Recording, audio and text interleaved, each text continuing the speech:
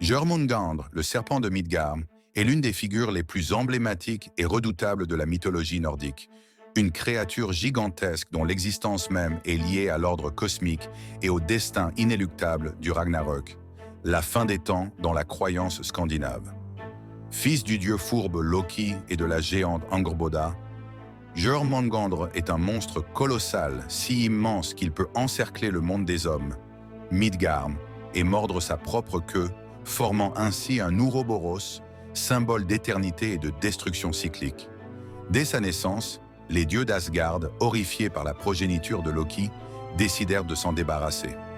Odin, le père des dieux, jeta Jörmungandr dans l'océan qui entoure Midgard, où il grandit jusqu'à atteindre des proportions inimaginables, son corps sinueux se mouvant sous les vagues comme une force de la nature incarnée.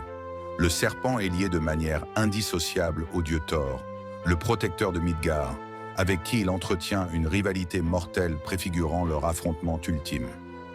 Leurs rencontres sont légendaires. L'une des plus célèbres se produit lors de la pêche de Thor avec le géant Ymir. Le dieu du tonnerre, utilisant la tête d'un bœuf comme appât, attire le serpent hors des profondeurs, provoquant une lutte titanesque où Thor parvient presque à abattre la bête, mais le géant terrifié coupe la ligne, laissant Jörmungandr s'enfoncer dans les abysses, préservant ainsi l'équilibre précaire de l'univers. Mais ce n'est que lors du Ragnarök que leur duel trouve son apogée. Jörmungandr émerge des mers, empoisonnant le ciel de son venin, tandis qu'il se dirige vers le champ de bataille, où il affronte Thor dans un combat cataclysmique. Le dieu du tonnerre, armé de son marteau Mjolnir, finit par abattre le serpent après une lutte d'une violence inouïe. Mais il ne survit que 9 pas après sa victoire avant de succomber au poison mortel de la bête.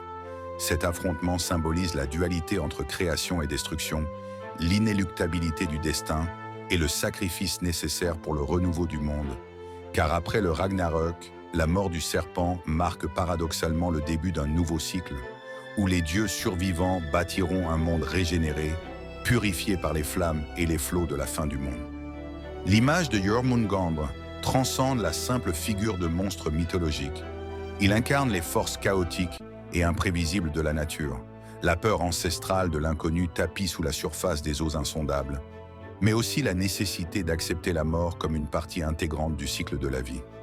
Les anciens Scandinaves voyaient dans cette légende une métaphore de la lutte humaine contre l'adversité, un rappel que même face à des forces immenses et destructrices, le courage et la volonté de se battre jusqu'au bout pouvaient inspirer l'espoir d'un renouveau. Aujourd'hui encore, Jörmungandr continue d'influencer la culture populaire, apparaissant dans des jeux vidéo, des romans et des films, perpétuant son statut d'icône mythique. Son histoire, riche de sens et de symboles, nous rappelle que la fin n'est jamais vraiment une fin, mais plutôt une transition vers quelque chose de nouveau, où chaque acte de destruction porte en germe la promesse d'une renaissance. Et ainsi, le serpent de Midgard continue de serpenter dans notre imaginaire collectif, une ombre titanesque glissant sous les vagues de la mémoire humaine, prête à ressurgir à chaque fois que l'écho des anciens mythes appelle les forces primordiales du cosmos.